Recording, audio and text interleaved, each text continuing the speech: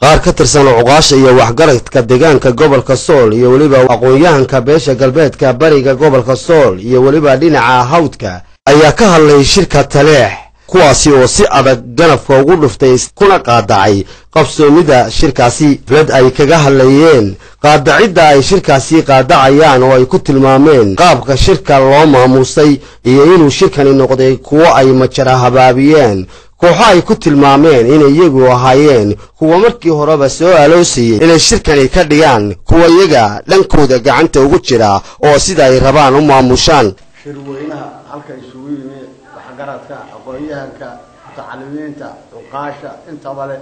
waa salaamaya salaanka bacdi waxaanu ka hadlaynaa shirka ma diidanin shirka ma aan diidanin war weelka salka laga urkaa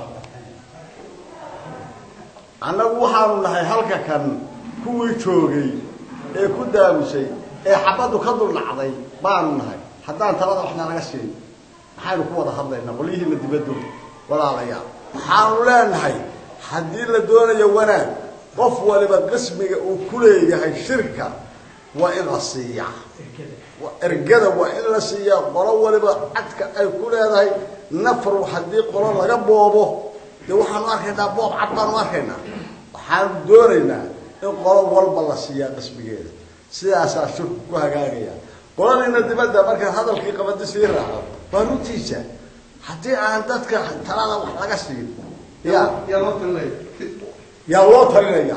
annagaa halka ku baabaray annagaa xabadu naga dul dhacdaa annagaa taladiisa habeen walba u fadhina annagaa u soo jeedna waxaanu leenahay talada dadka qoladiina dibadda dalabka haddii aydan talada waxba naga siin annana waxba naga raaci maaya shirka runta marka lasu sheego waxba naga raacayaa maba jirto haddii aan talada waxna laga siin waxaan leenahay walaalayaal talada waxna laga siin oo ummadda dhulbahante ee arlada joogta ee arlada u dhuudawoosha war talada waxa laga siin nin dibad jooga oo carruurtiisa dibadda u joogto oo isagu gaari dheeroo annagu waa lughanaa gaari dheer wataa noo talin maayo annaga hadduusan nala tashan isagu kaa ogaada nooma talinayo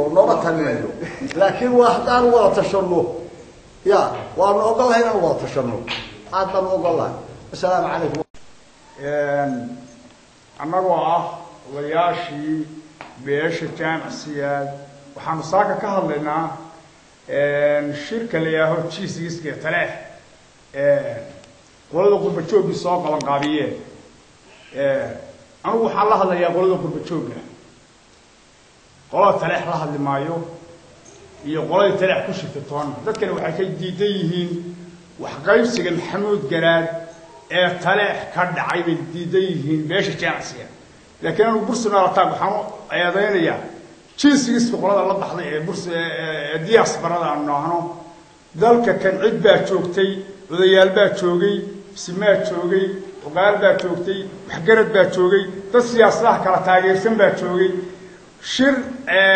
aan intaa midna aanay ka qayb gelin oo tala ka siin oo aanay la socon bay yidhahdeen Taleex aan ku qabanayna arrintaasu waxaan u aragnaa in wax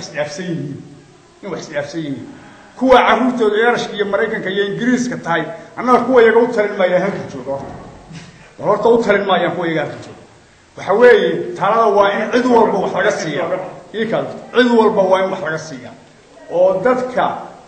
siyaasaddu doona ha taageersanay maadaama shir dhulbaante la qabanayo waa in cid kasta oo ay khusaysaa talada la soo hordhigaado inteeda la siiyaa laakiin haddii la yidhaahdo kaas siyaasad gaaru taageersan yahay shirka waxba laga siin war waxba hagaagi maayaan been la sheegay idinaha ku qarash garoobay shirka Taleex baan leeyahay hadaa saa u dhigtaan annagu waa taageersanay laakiin idinka fashirinaya hadaa saa u dhigtaan wadaadaan waxba weydin doorkii carruuraha shirsanaysa dadka dhulka jooga SSC u taageersan yahay Puntland u taageersan yahay Somaliland u taageersan yahay hadaa raayiga iyo talada wax laga siin idinka fashirinaya waxaan ka hadlayaa shirka ka socda Taleex sida odayga hore yiri waanu soo dhaweynaa waxaanuna diidanahay oo ka hadlaynaa qaybta dicifka ah ee aan taayadii ahayn sidaas ayaanu isku raacsanahay haddaan nahay beesha jacse waxaan ka hadlaynaa oo aanan ogolayn qaybtii odayaashii naga tegay shirka ay nooga soo qaadeen yaanaan ogolayn qaybta dadka waddanka ku noolba dib u ogeysiinayna in shirka siday u taageertay markii cid waliba ka baqday oo deegaamadii lagu soo dhaweyn waayay xaggaa naga xigay ee ay ka soo degeen markii iyagoo iyo asxaabada ku soo dhaweynay baa dadku u wada yeedhay waatuu ku dhici waayay beeshani waxaan la dafiri karin ay shirkaa taageertay dan dhulbaantana aanay diidanayn weligeedna dan dhulbaanta u taagnayd waa xaqiiqa in werwer lagu casumay kadib yagoona lagu casumay kadib buhooda lagu casumay kadib kalabeedh lagu casumay kadib degmooyinka o dhan lagu casumay kadib beeshani shurdubin uma jeedo hadday qaadacayso ama diidayso xor bay u tahay oo waa diidi kartaa wala u diidi lahayd haddee radiidmo kama ahee qaabka loo matara habaabinaya shirka iyo saami qaybsiga iyo qaabka ay keligii tashanimada ah ee dadka qaarkii ku wadaan aad baan u saluugsanay war waxaanu leenahay shirka dhulbahan wada tash turxaan bixin wax isla socodsiin war xitaa xogtii shirkaa dadka la soo dirsaday dadkooda kama dhergin kuwa G6-ka ah baan iman oo ka dhergin G15 baan reerahan lamana shirno wana iman in la iska wareega maaha xogta shirkan cidimo wada hayso hadeerna shirkii koowaad saami qaybsi 20 sannadood ka hor wax la kala saxeexday baan ragaan waxba ka ogeyn oo raggii meel wax lagu qaybsaday ogeyn oo si lagu keenay ogeyn intay go'aan iska gaadhay yiraahdeen reebel taqaat waanu diidnay haddii lagu adkaysto kagama qayb geli doono shirka waayo waa saami qaybsi dhaqanna ma dumin karo wiil yaroo 35 sano dal ka maqnaa iyo 2-3 oday cuqaasha jaamac siyaad kuma dhamayn cuqaasha maxamuud garaad kuma dhamayn garaadada maxamuud garaad ma wada joogin waxaan TV ka daawanay shir maxamuud garaad ku dhamaystay hawliis war shir maxamuud garaad ma dhicin qaybo jaamac siyaad iyo qaybo ugaariyahan baa meesha isugu tigi waxa xaqiiqa ay garaada ka tageen kuwa hore ka maqnaayeen cuqaasha jaamac siyaadna ma dhamayn qaybta iyada